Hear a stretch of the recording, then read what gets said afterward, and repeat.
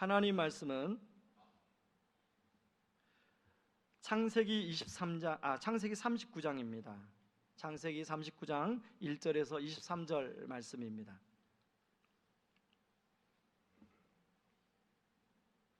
창세기 39장 1절에서 23절 말씀 제가 먼저 읽도록 하겠습니다. 요셉이 이끌려 애굽에 내려가매 바로의 신하 친위대장 애굽사람 보디발이 그를 그리로 데려간 이스마엘 사람의 손에서 요셉을 사니라. 여호와께서 요셉과 함께 하심으로 그가 형통한 자가 되어 그의 주인 애굽 사람의 집에 있으니 그의 주인이 여호와께서 그와 함께 하심을 보며 또 여호와께서 그의 범사에 형통하게 하심을 보았더라. 요셉이 그의 주인에게 은혜를 입어 섬김에 그가 요셉을 가정 총무로 삼고 자기의 소유를 다 그의 손에 위탁하니 그가 요셉에게 자기의 집과 그의 모든 소유물을 주관하게 한 때부터 여호와께서 요셉을 위하여 그 애굽 사람 집에 복을 내리심으로 여호와의 복이 그의 집과 밭에 있는 모든 소유에 미친지라.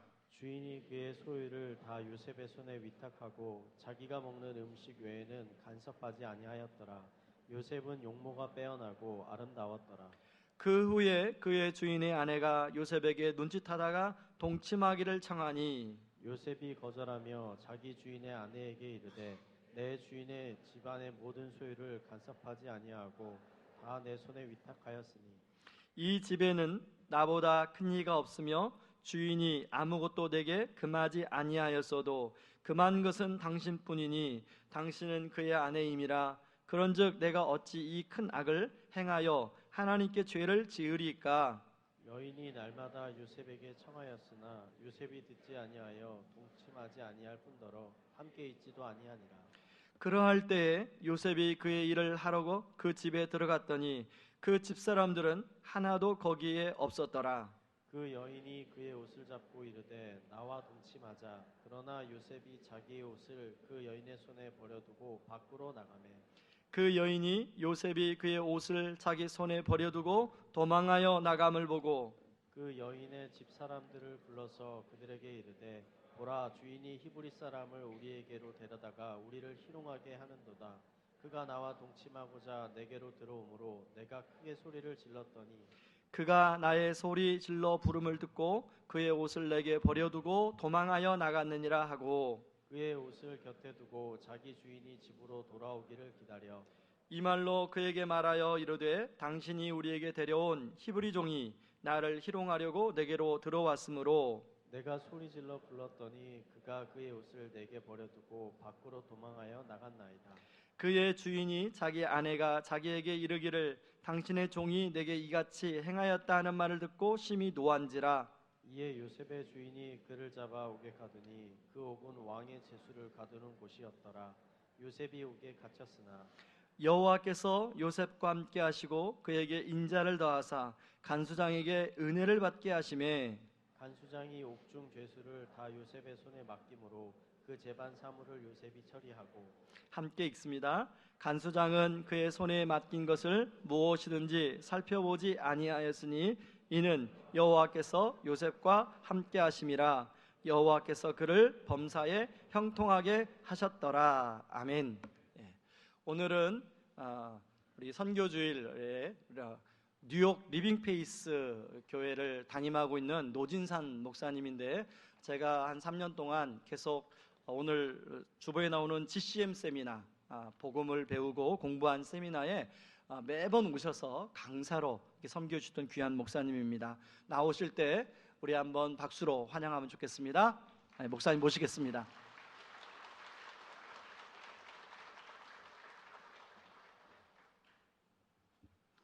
안녕하세요. 반갑습니다. 우리 초청해 주신 온 목사님 그리고 당회원 장로님들 그리고 온 성도들 감사드리고요. 너무 반갑습니다.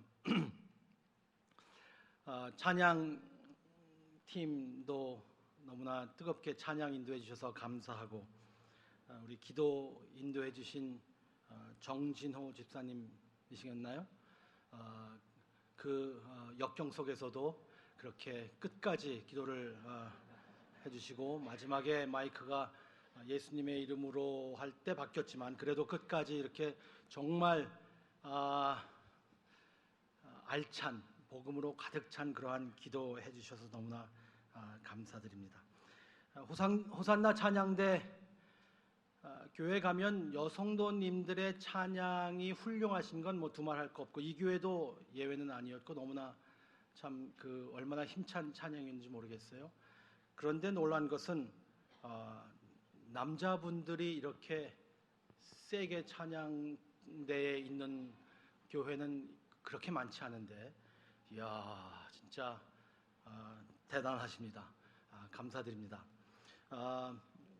목사님께서 소개해 주셨던 것처럼 저는 미국에서 살고 있습니다. 뉴욕에서 살고 있고 뉴욕에서 목회를 하고 있습니다. 20년 전에 교회를 개척했고요. 그리고 이제 사역을 하는데 한국에서 저는 1976년도까지 살았습니다. 1976년도에 한국을 떠나 미국에 이민을 가서 거기서 중학교, 고등학교, 대학교를 쭉 공부를 했습니다. 그래서 처음에 이제 중학교를 간 학교가 완전히 다 95% 이상이 흑인 학생들이 있는 학교로 중학교로 갔습니다. 그리고 고등학교도 그렇고요. 그래서 요새 이제 젊은 분들이 힙합이나 뭐 랩이나 이런 거를 좋아하시는 것 같은데 저는 70년대부터 중학교에서 고등학교에서 그러한 그 문화에서 자랐기 때문에 제가 아주 깊이 소울이 좀 깊이 있습니다. 1976년도에 한국을 떠날 때 10대 가수상에서 최고 인기 가요와 가수왕이 누구였는지 혹시 기억하십니까? 1976년도 MBC 10대 인기 가요 가수왕 그리고 가요상 송대관 씨의 쨍하고 해뜰날입니다. 그걸 아시면은 지금도 노래방에서 많이 부르시나 봐요. 쨍하고 해뜰날 돌아온단다. 꿈을 안고 왔단다. 내가 왔단다. 슬픔도 괴로움도 모두 비켜라. 안 되는 일 없단다. 노력하면은 쨍하고 해뜰날 돌아온단다. 뛰는 몸이라 괴롭지만 힘겨운 나의 인생 구름 거치고 산뜻하게 맑은 날 돌아온단다. 쨍하고 해뜰날 돌아온단다. 쨍하고 해뜰날 돌아온단다. 쨍하고 해뜰날 돌아온단다. 쨍하고 해뜰날 돌아온단다. 쨍하고 해뜰날 돌아온단다. 아멘이십니까? 아마 2019년 지금도 쨍하고 해뜰날을 기다리고 있는지 모르겠습니다.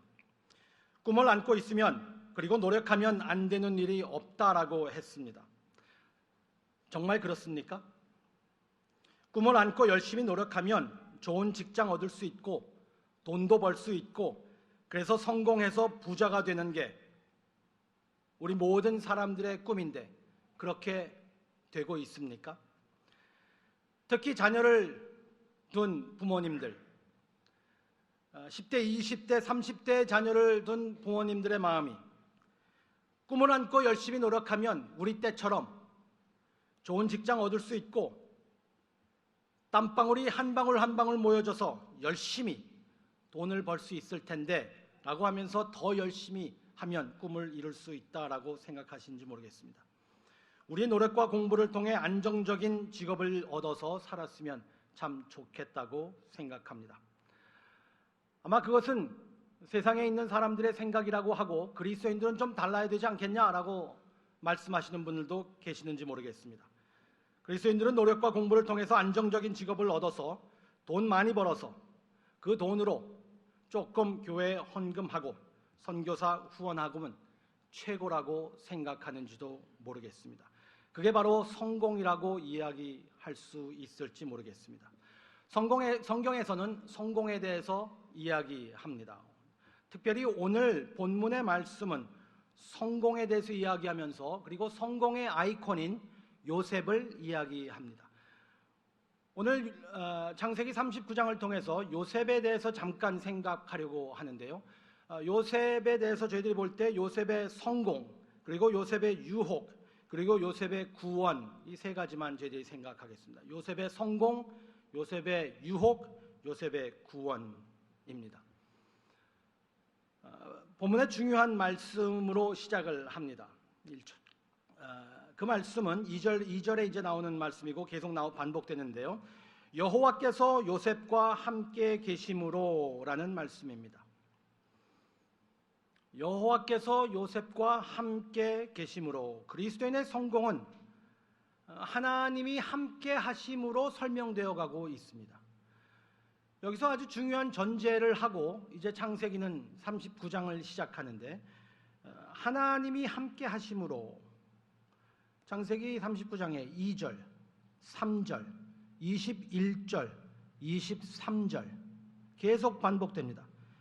이 말씀은 말 자체로 해석할 수도 있고 문맥을 통해서 볼 수도 있습니다. 첫째로 함께라는 말은 가까이 있다라는 말입니다. 요셉은 하나님과 가까이 살았습니다. 기도와 순종의 삶을 말해주는 것이죠. 요셉은 어려울 때만 하나님을 찾는 것이 아니라 일상에서 하나님과 동행하고 하나님의 임재를 생활에서 경험했던 것 같습니다. 하나님과의 기계적인 종교적인 관계가 아니라 훨씬 더 인격적인 관계를 유지하고 하나님이 함께 하셨다, 하나님의 임재하심을 순간순간마다 경험한 것 같습니다. 둘째로 함께 하셨다는 말을 그 단어 자체로 볼 수도 있겠지만, 두 번째로는 문맥상 보면은 요셉의 실력을 보여주는 것입니다. 하나님께서 함께 하셨기 때문에 하나님께서 함께 하심으로 그의 실력이 나타나는데, 우리말로 번역한 것처럼 범사에 형통한 것으로 볼 수 있습니다. 형통이라는 말은 성공이라는 말이죠. 그가 하는 것마다 잘 됐다라는 의미가 있는 겁니다. 하는 것마다 잘 됐다. 물질로, 실력으로, 사회적으로 모든 분야에서 성공한 것을 말하고 있습니다. 영어 성경에는 그의 손을 통해서 형통했다라는 말로 쓰여져 있는데, 결국은 손대는 것마다 잘 됐다. 요셉이 손대는 것마다 대박이 터졌다라는 말이죠. 제가 미국에서 왔다는 것을 증명하기 위해서 영어 성경 그 구절만 한번 읽어드리겠습니다. The Lord caused all that he did to succeed in his hands.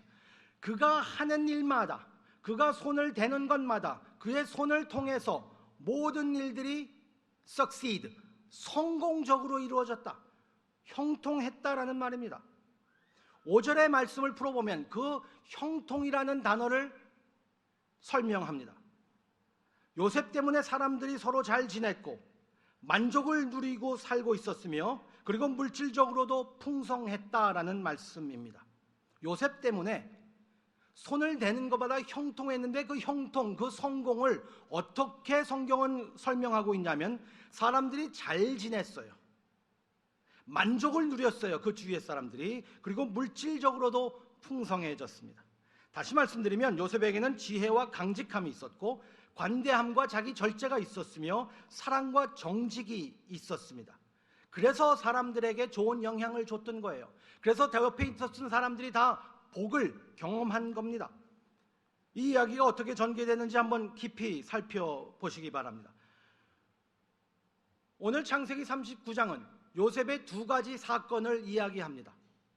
첫 부분의 한 사건, 그리고 마지막 부분의 또 다른 사건을 설명합니다. 근데 그 두 가지 사건이 어떻게 이렇게 병행하는지 참 기가 막힐 정도로 똑같습니다. 이 병행하는 것을 보는 것이 바로 오늘 본문을 이해하는 열쇠입니다.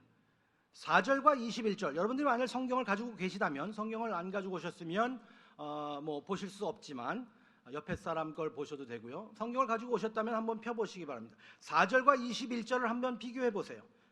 4절과 21절을 비교하면 주인 그리고 간수장에게 은혜를 입었다, 자기가 섬기는 사람에게 은혜를 입었다라는 것이 비슷한 점입니다. 그리고 4절과 22절에 은혜를 입은 결과로 더 많은 책임과 권위를 부여받았습니다. 은혜를 입었기 때문에 더 많은 권위 그리고 책임을 부여받았다. 4절과 22절 병행하죠. 그리고 6절과 23절에 요셉의 책임감과 실력으로 그의 주인과 간수장에게 간섭을 받지 않았다라고 합니다. 6절과 23절 똑같아요. 상황은 다른데 똑같은 설명을 하고 있습니다. 열심히 일을 잘해서 그냥 내버려 놨다는 거죠. 자기 맡은 일에 최선을 다해서 다른 사람들에게 유익을 주는 일을 했다라는 겁니다. 그의 직장에서 또 어떤 환경에서든지 신임을 얻고 최선을 다해 일하는 모습을 엿볼 수 있었어요. 요셉의 직장은 집의 모든 일들을 맡아서 하는 것이었습니다. 보디발의 집에서 매니저로 일을 했었어요. 그 직장에서 일을 할 때에 모든 일을 참 잘해서 최선을 다했습니다. 그리고 주위 사람들이 다 만족을 누리고 기쁨을 누렸습니다. 그리고 후반에는 감옥에 갇혔을 때에도 모든 사람들에게 신임을 얻고 최선을 다하는 모습을 보여주고 있습니다. 또 이 말씀이 왜 이렇게 꼭 비교되어야 하냐 하면은 하나님의 뜻은 어떻게 해서라도 이루어진다라는 말씀입니다. 어떤 환경이라서도 하나님께서 하시는 패턴이 비슷하고 하나님의 사람들의 모습들이 비슷합니다. 창세기 28장 15절로 건너가면 하나님께서 야곱과 약속하는 모습이 있습니다. 야곱에게 약속을 해요.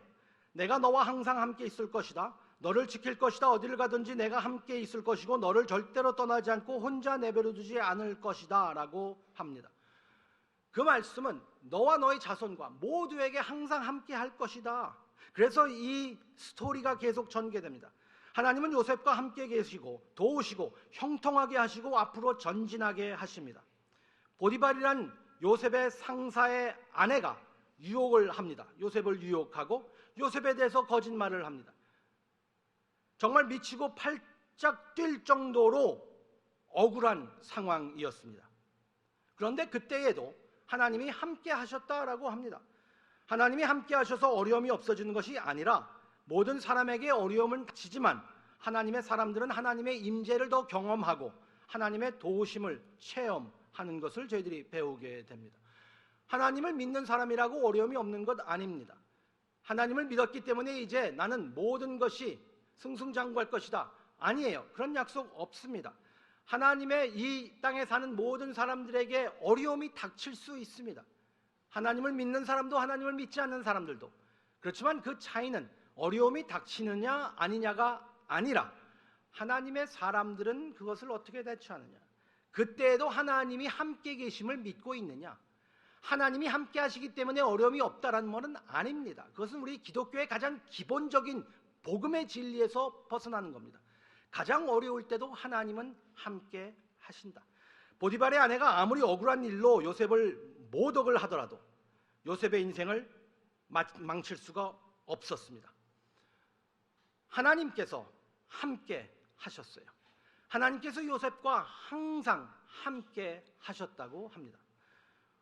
오늘 의왕 우리 교회는 선교 주일로 지내는 것으로 알고 있습니다. 저번 주일날도 그랬고, 그리고 이번 주일도 그렇고 다음 금요일도 또 이런 주제로 모인다고 광고를 들었습니다. 주제는 일과 영성에 관한 것입니다. 어떻게 미셔널하게, 어떻게 우리의 직장을 가지고 하나님을 위하여서 살 수 있을까 하는 그러한 주제인 것 같아요. 여러분, 예배에서 하나님의 임재하심을 경험하시죠? 여러분들 예배하실 때 예배의 부르심이 있고, 그리고 찬양이 있고, 그리고 우리의 죄를 자백하는 그러한 회개의 기도가 있고, 그리고 우리의 신앙을 또 고백하는 신앙 고백이, 사도신경으로 신앙 고백이 있고, 그리고 찬양을 하고 찬양을 듣고 기도하고 헌금하고, 저는 이 교회 와서 아주 제가 보지 못한 생소한 모습들 많이 보고 많이 배우게 됩니다. 헌금하는 모습도 아주 참 무척 얼마나 진지하고 얼마나 정말 하나님 앞에 드리려고 하는 그러한 모습들이, 마음들이 우러나는지, 이럴 때 정말 하나님이 우리와 함께 하시구나라는 것을 저희들이 생각하면서, 그리고 그것을 경험하면서 하나님께 예배하고 하나님의 임재하시는 예배를 드리지 않으십니까? 여러분, 예배에서 하나님의 임재를 경험하듯이 여러분들 직장에서, 가정에서, 학교에서, 침실에서 여러분들의 사회 삶에서 하나님의 임재하심을 경험하십니까? 그때도 예배의 부르심이 꼭 있어야 됩니까? 요셉에게 항상 함께 하셨다는 하나님이, 하나님의 임재하심을 경험하는 우리가 우리의 삶 가운데서도 하나님의 임재하심을 경험할 수 있을까요? 물론 직장과 예배가 같다는 말씀은 아닙니다. 같지는 않지만 떼어놓을 수도 없습니다. 하나님은 언제나 함께 하신다고 야곱에게, 요셉에게, 우리에게 약속하셨습니다. 하나님의 임재하심, 하나님이 함께 하심. 교회는 직접적으로 아니면 간접적으로 진정한 하나님의 일은 교회의 일이라고 가르쳐 왔습니다. 그래서 성경 공부, 전도, 교회 프로그램 중심으로 하나님을 섬기는 것을 권장해 왔었습니다. 지금은 그런 교회가 얼마나 있는지 모르겠지만 제가 잘할 때만 하더라도 그랬습니다.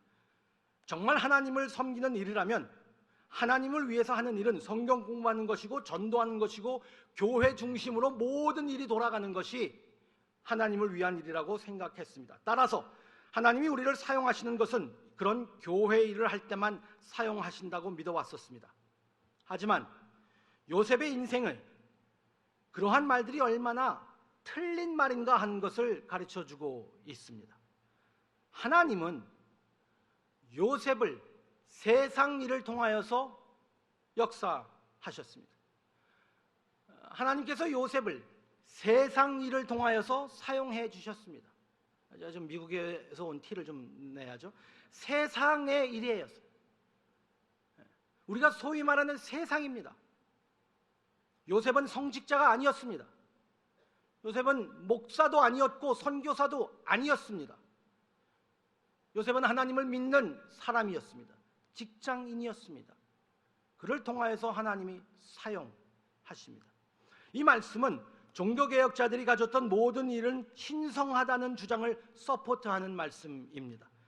모든 일은 콜링, 즉 소명이라는 말씀입니다.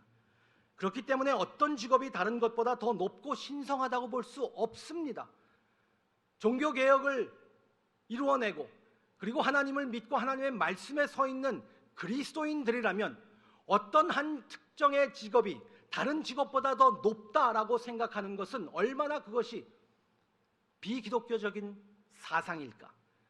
하나님께서 우리를 다 각자 다른 모습으로 불러주셨습니다. 하나도 더 거룩하고 덜 거룩한 것이 없습니다. 오죽하면 마르틴 루터가 그 당시에 이렇게 말을 했겠습니까? 그 당시에, 지금도 이 말이 만약에 우리에게 적용이 된다면 너무 슬픈 일입니다.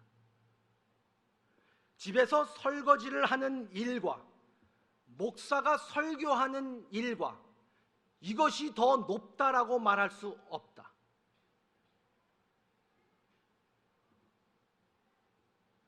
그래서 저희 아내가 저보고 설거지를 자꾸 하라고 그러는가 봐요.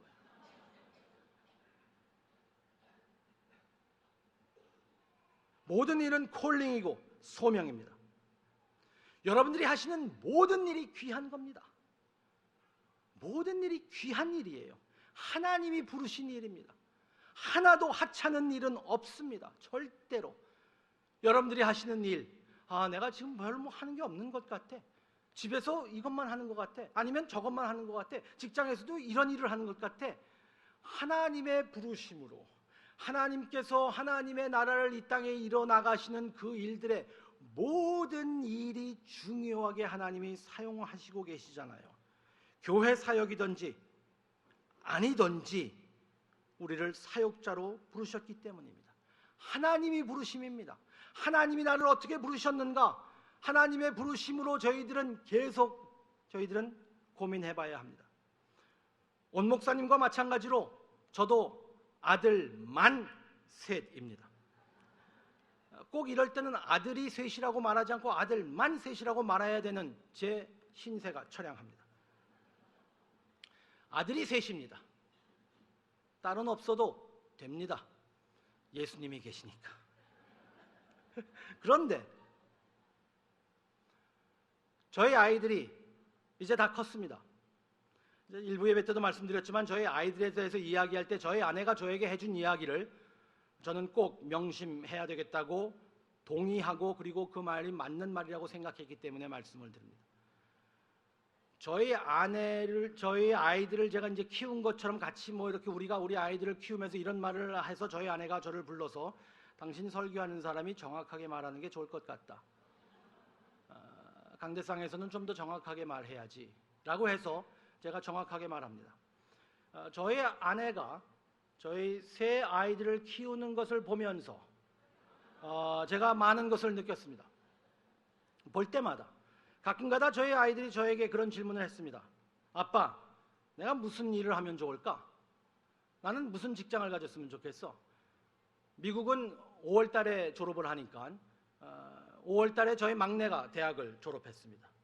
그리고 다 이제 직장을 이제 얻어서 일을 하게 됐는데 여러분들이 놀라시는 것은 너무나 당연합니다. 막내가 대학을 졸업했다는 것이.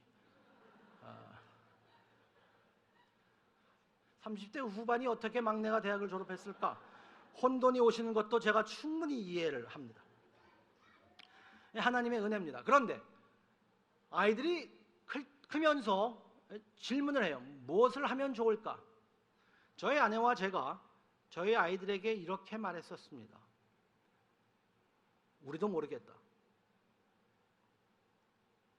우리도 모르겠다. 너 좋은 거, 너 잘하는 거, 그거 하면 되지 않겠냐 정도로 얘기했어요. 그게 뭔데? 뭘 했으면 좋겠어? 하나님이 너를 어디로 부르시는지 고민했으면 좋겠다. 근데 이런 건 안 했으면 좋겠다. 어디 가면 돈 많이 벌더라. 그건 자존심 상하지 않니? 천박하지 않고? 그게 너의 생각은 아니었으면 좋겠다. 돈 많이 벌어도 괜찮아. 돈 많이 벌으면 꼭 부모님을 기억해라. 하지만 하나님이 어디로 부르셨을까? 하나님이 부르심이 어디일까? 고민할 수 있다면, 우리 자녀들이 그렇게 고민할 수 있다면요, 돈이나 이 세상에서 성공하는 것이 우리의 최종 목적이 아니라 하나님이 부르셨다는 것을 이해할 때, 한국도 그런지 모르겠는데요, 미국은 사회에서 두 가지의 잘못된 생각을 가지고 있습니다. 양극화되어 있는 모습들이 있어요. 그래서 미국의 오늘날 교회는, 그리고 목사는, 그리고 교회의 일을 종사하는 사람들은 사회에서 존경을 받는 대상이 아닙니다. 그리고 이 사회는 개인의 성공과 만족을 추구하는 것이 봉사하는 일보다 더 중요하다라고 생각합니다. 그래서 그 결과로 능력 있고 재능이 있는 청년들은 교회에서 일하기를 꺼려합니다. 미국에서 인류대학을 나오고 예일대학을 나오고 하버드를 나왔는데 신학교를 가고 목사가 된 사람들을 보면서 많은 사람들이 놀랍니다. 아니, 하버드 갔는데 왜 목사가 돼? 라는 말을 얼마나 많은 사람들이. 저도 사실은 청년들에게 신학교 가지 말라고 했던 일들이 많았던 것 같아요.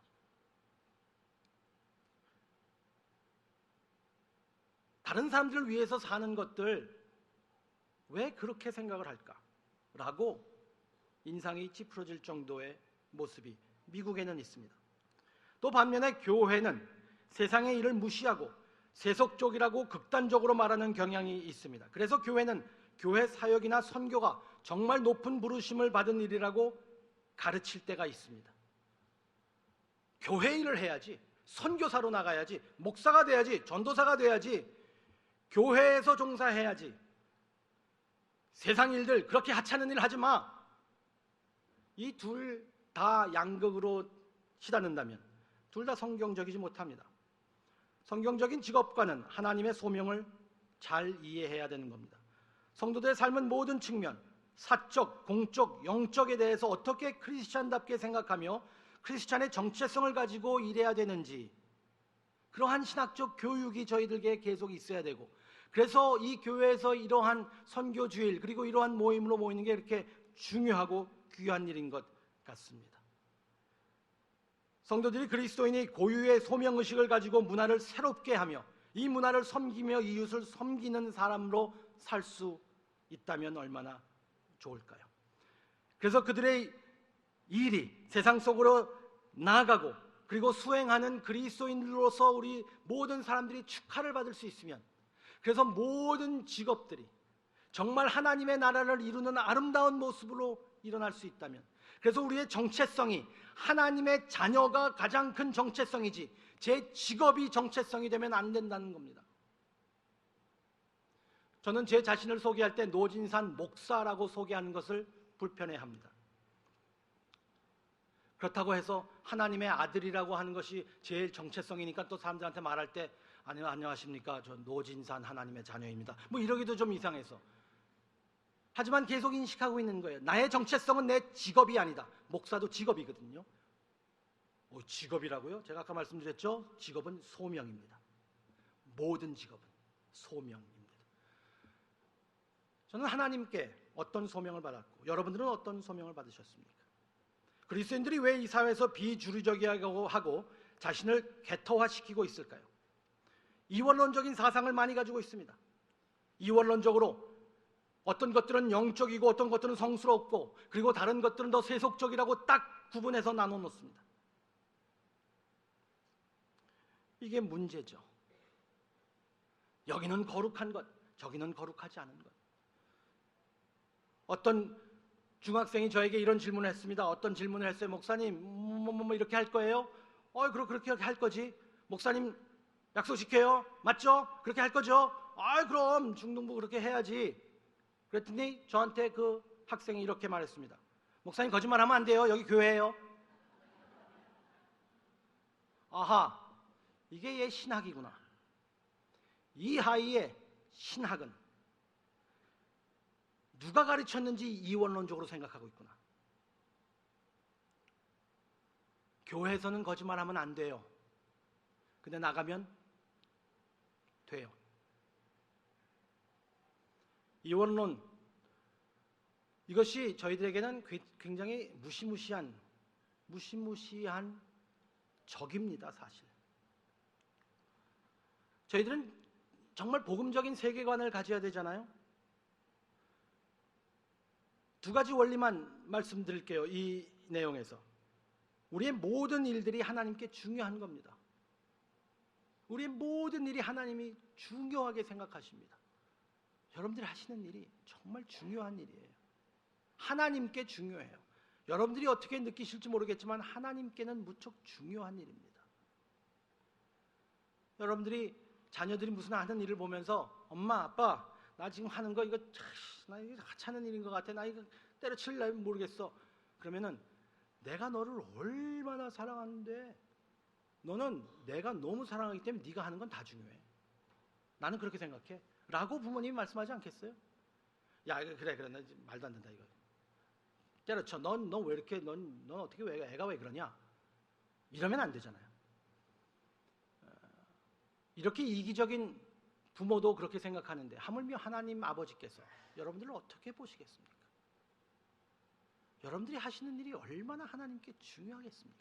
여러분들이 얼마나 하나님께 중요한 존재들이고 그 일들이 모두 다 얼마나 소중합니까? 두 번째로, 하나님은 여러분들의 모든 일에 중요합니다. 하나님이 다 연결되어 있습니까? 모든 일에? 하나님이 연결되어 있을까? 복음은 우리가 일하는 동기, 태도, 방법들을 형성합니다. 복음이 하는 일은 우리의 행동만 바꾸는 것이 아니라 우리의 동기를 바꿔주는 겁니다. 우리의 방향성을 바꿔주는 겁니다. 그리스도의 복음에 있을 때 저희들은 이 일을 왜 해야 되는지, 나의 만족뿐만 아니라 이 세상에서 가르치는 너의 만족만 되면 된다라는 그러한 거짓이 아니라 나의 만족도 중요하지만 그것도 있겠지만 다른 사람들의 유익과 평화를 위한 그러한 일, 그럴 때 나에게 오는 만족이 얼마나 큰지 여러분들 경험하실 겁니다. 복음으로 형성된 사람들이 동기가 바뀌는 거죠. 그래서 우리의 일에 대한 확실한 신학적 관점을 갖게 됩니다. 그래서 여러분들이 이렇게 선교주일로 일과 영성에 대해서 함께 고민하고 생각하는 것이 그렇게 더 귀중한 일인 것 같아요. 저희들이 성공에 대해서 생각하면 이제 시험을 좀 생각해 봤으면 좋겠습니다. 여러분들께서 놀라실지 모르겠는데요. 이제 세 가지 이야기한다 그랬는데 한 가지만 했구나. 벌써 11시 54분, 55분 들어가는데 두 번째, 세 번째 포인트는 첫 번째 포인트보다 더 짧습니다. 금방 끝날 겁니다. 아멘. 이 안도의 웃음이 저를 약간 좀 섭섭하게 만들려고 합니다. 모든 사람들이 성공과 형통을 원합니다. 어떻게 되든지 부자가 되고 영향력이 있기를 원하죠. 한국 속담에 이런 속담이 있는 것을 들었습니다. 개구리 올챙이적 생각을 못한다라는 말 있죠. 그게 무슨 뜻입니까? 사람이 잘 되면 초심을 잃고 변한다는 말인 것 같아요. 그래서 처음을 생각하고 처음을 기념해라. 계속 처음처럼 계속 사는 것이 얼마나 중요할까 하는 것이죠. 그런데 그게 그렇게 어려운가 봐요. 조금 이 세상에서 편하고 성공한 것처럼 이렇게 살 때 항상 유혹이 오는 것 같습니다. 뉴욕에서 목회하셨던 팀 켈러 목사님이 요셉 공부에 대해서 말씀하실 때 이 말씀을 하셔서 제가 인용합니다. 성공과 유혹에 대해서 이렇게 말했어요. 성공은 자기의 의견의 필요 이상으로 자신감을 갖게 합니다. 내가 뭘 이뤘다고 생각하는 사람들은 자기 감각으로 많은 것을 이뤘기 때문에 인생의 전반적인 이슈들을 모두 자기의 센스로 해결하려고 합니다. 한 가지 뭐 잘하면 그래, 내가 이 정도 잘했잖아. 내가 손을 대는 것마다 잘 되네. 나 이 센스는 어떡하지? 야, 역시 그 말이 맞는 것 같아. 믿음과 소망과 사랑은 항상 있을진데 그 중에 항상 있을 것은 센스니라. 이 센스가 무척 자기 강점이라고 생각합니다. 한 분야에서 성공했는데 모든 분야에서 전문가인 것처럼 이야기할 때가 있어요. 특히 한국이 좀 더 그런 것 같아요. 한 분야에서 박사학위를 받았는데 그 박사는 모든 만물 박사가 되는 것처럼 얘기할 때 저희들은 정말 그럴까? 그 결과는 교만의 유혹입니다. 교만해질 수 있어요. 자기 의견의 필요 이상으로 자신감을 갖는 겁니다. 두 번째, 성공은 영적 게으름을 낳습니다. 돈이 있거나 명예가 있으면 그것으로 안정과 정체성을 찾으려 하는 것 같아요. 그래서 하나님이 필요 없는 것처럼 속을 때가 있습니다. 처음에는 하나님의 필요성을 느끼지 못하죠. 잘됐다. 내가 잘 됐으니까. 그래서 영적 무관심으로 들어갈 때가 많이 있습니다. 영적으로 무관심이 되는 것이죠. 세 번째로, 성공은 다른 사람에게 시기와 원한을 사게 합니다. 그래서 당신을 이용하든지 쓰러지게 한다고 생각합니다. 성공하는 사람들은 대체적으로 삶의 무게를 핸들할 수 있는 지혜를 얻을 수 없습니다. 그럴 때가 많죠. 모든 사람들이 나를 이용해서 나의 소유를 뺏으려고 한다는 착각에 빠지기 때문에 그래서 성공한 사람들, 빨리 성공한 사람들은 사람들을 믿지 못해요. 그래서 항상 혼자 있습니다. 저 사람 어떻게 하려고 그러지? 저 사람 이렇게 하려고 그러는가? 저렇게 하려고 그러나? 내가 좀 더 괜찮다라고 생각하면은 믿을 사람이 없다라고 생각합니다. 그래서 냉소함과 격리로 들어가게 되는 것이죠. 얼마나 이게 비참한 인생입니까? 성공은 피할 수 없는 실패를 준비하지 못하게 합니다. 성공은 인생을 너무 쉽게 생각하게 하는 거죠. 특히 젊어서 성공하면 나이브해져서 얼마나 인생이 녹록하지 않은지를 깨닫을 힘을 키우지 못합니다. 다섯 번째로, 재물이나 명예의 성공은 꼭 성적인 유혹으로 발전한다라고 합니다. 여기서 중요한 것은 바로 유혹에는 과정이 있고 전진적이라는 겁니다. 우리를 유혹하는 자는 단 한 번에 와서 우리를 잡아가지 않습니다. 하나님을 믿는 사람들이 쓰러질 때 단 한 번으로 쓰러지거나 단 한 번으로 들키거나 단 한 번으로 걸리는 일은 거의 없습니다. 여러 번으로 수면으로 드러납니다. 배우자에게 원망을 하거나 섭섭한 마음이 생길 때, 교회에서 그런 마음이 있을 때, 교회에서 섭섭함이 있을 때, 그런 감정이 오래가면 불화가 있고 마침내 정말 시험에 빠질 때가 있어요. 제가 한국말을 이 중학교 수준밖에 안 되기 때문에 중학교 수준이 낮다는 것이 아니라 중학교 수준으로 한국말을 알기 때문에 잘 모르는데 한국 단어에 대해서 제가 많이 생각하는데, 특히 교회 단어는 어떤 사람들이 뭐 시험에 빠졌다, 뭐 시험에 들었다 이런 말 많이 해요. 박 집사님이 시험에 들었어. 김 집사님이 시험에 들었어. 교회 안 나온대. 제가 잘 들어봐요. 그래 시험에 들었대요. 그게 무슨 말인가 하는 그 상황을 잘 들어보면 시험에 들은 게 아니에요. 이 용어 선택이 잘못됐습니다. 야, 한국말 좋은 말이 있어요. 삐졌다. 훨씬 신학적이에요, 이게. 우리 교회는 신학적인 단어를 사용해야지. 시험 들었다는 건 이건 잘못된 신학적인 단어입니다. 삐졌다라는 말이 훨씬 더 맞는 말이거든요. 삐졌어요. 삐지고 잘못된 길로 갈 때가 많이 있습니다. 그러면서도 우리는 교회를 오래 다닌 사람일수록 합리화하고 정당화합니다. 사람들이 얼마나 약하고 악한지 모릅니다. 우리의 마음속 깊이 있는 것이 정말 무엇인지, 정말 하나님의 아름다우심과 하나님의 귀하심을 예배하는 것인지, 아니면 하나님을 예배하고 하나님을 섬겼더니 좋은 것이라 좀 나올 것 같은 것으로 하나님을 사용하는지 계속 저희 자신을 점검해 봐야 합니다. 하나님을 기뻐해서 하나님을 얻기 위해서 하나님과의 관계, 하나님이 함께 하심이 나의 궁극적인 그러한 상인지, 아니면 하나님을 통해서 다른 것을 얻고 싶어 하는지, 우리의 마음이 계속 그렇게 흔들린단 말이에요. 여러분들은 그런지 모르겠는데 저는 계속 흔들려요. 그래서 하나님이 우리의 갈망을 채워주시지 못한다고 생각할 때 우리는 우리의 갈망으로 우리의 허전함을 채우려고 합니다. 그리고 우리의 욕심은 자꾸 우리에게 우리가 갈망하는 것이 꼭 필요한 것이라고 속삭입니다. 하나님 버리라는 말 아니에요. 하나님도 있고 이것도 있었으면 얼마나 좋겠느냐, 하나님도 있고 이것도 있었으면 얼마나 좋겠냐라고 계속 속삭입니다. 그러한 유혹 가운데 하나님이 우리를 구원해 주시는 모습을 요셉의 구원에서 볼 수 있습니다. 요셉은 그의 고난을 통하여 그의 백성을 구원하고 인도해냅니다. 이게 바로 성공의 정점이에요. 39장 3절과 4절 그리고 21절과 22절의 차이를 다시 한번 보시기 바랍니다. 제가 서론에 말씀드린 것처럼 둘 다 똑같이 보입니다. 같은 말을 반복하는 것 같습니다. 3절과 4절에 이렇게 나와 있죠. 그의 주인이 여호와께서 그와 함께 하심을 보며 또 여호와께서 그의 범사에 형통하게 하심을 보았노라. 요셉이 그의 주인에게 은혜를 입어 섬김에 그가 요셉을 가정 총무로 삼고 자기의 소유를 다 그의 손에 위탁하니. 21절 22절 여호와께서 요셉과 함께 하시고 그에게 인자를 더하사 간수장에게 은혜를 받게 하시매 간수장이 옥중 죄수들 다 요셉의 손에 맡김으로 그 제사 사물을 요셉이 처리하고. 둘 다 똑같이 보입니다. 같은 말을 반복하는 것 같습니다. 하나님이 함께 하셨습니다. 하나님께서 은혜를 주셨습니다. 소유를 위탁받았습니다. 그런데 다른 것이 한 가지 있어요.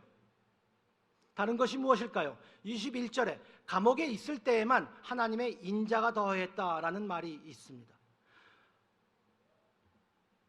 감옥에 있을 때 하나님이 인자를 더하사, 21절에 어려울 때 힘들 때 하나님은 우리에게 엑스트라 인자, 하나님의 인자하심을 보여주십니다. 히브리 단어는 성경에서 가장 중요한 단어 중에 하나입니다. 인자라고 번역한 이 히브리 단어는 헤세드라는 단어입니다. 한글로 번역한 인자, 좀 밋밋하고 힘이 없어요. 약해요.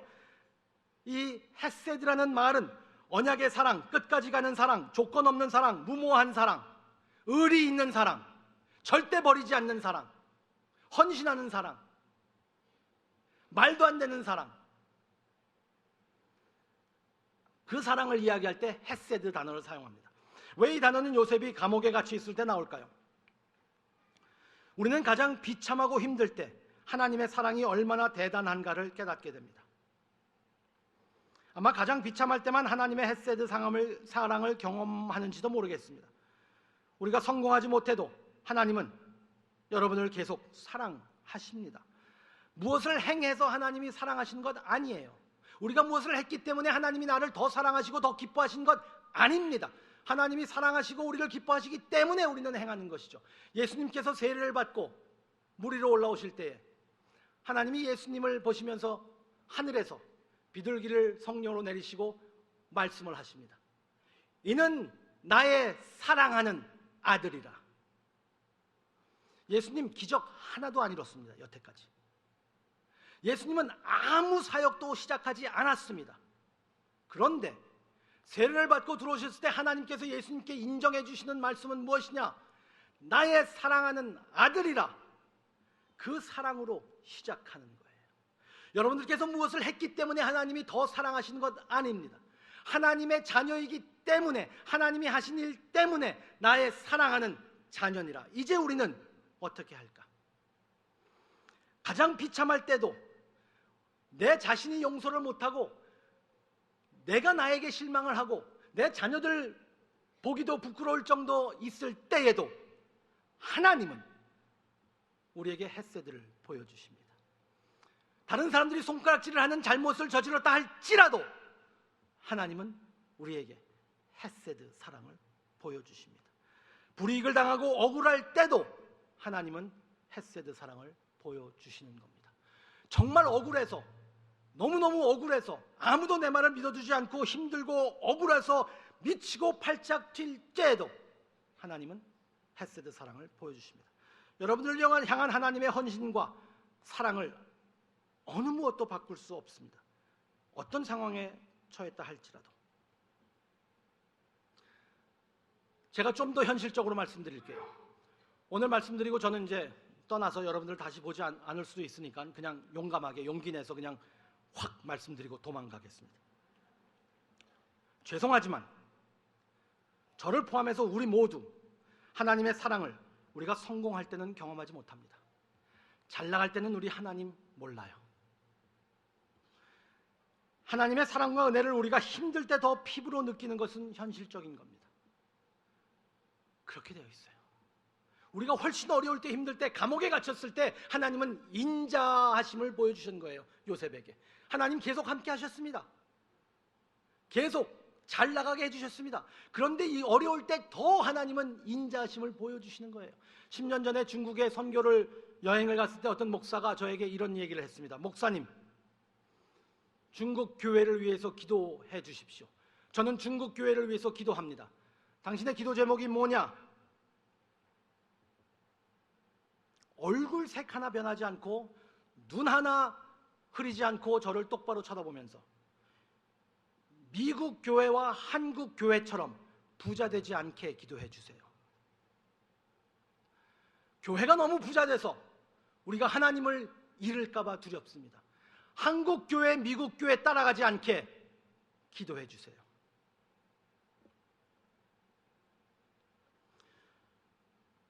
기독교는 가장 어려울 때, 가장 힘들 때 하나님의 은혜가 가장 빛나는 겁니다.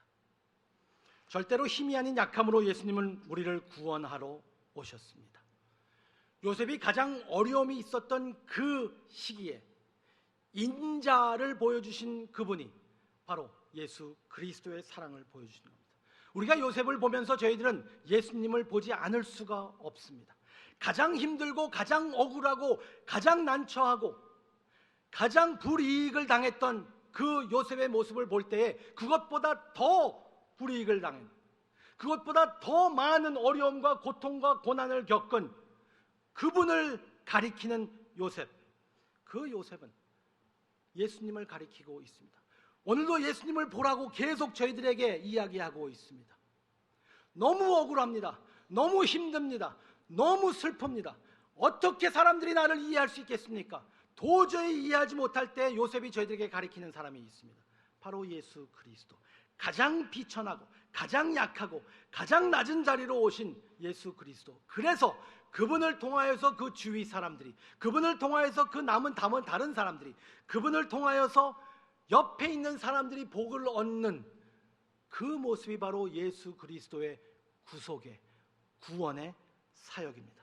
자신을 비워서 가장 아래로 내려오신 예수님, 인자를 몸소 보여주신 예수님, 고통을 당하신 예수님, 그분의 고통으로 우리의 죄와 세상의 욕심과 유혹으로 구원해 주시는 예수님.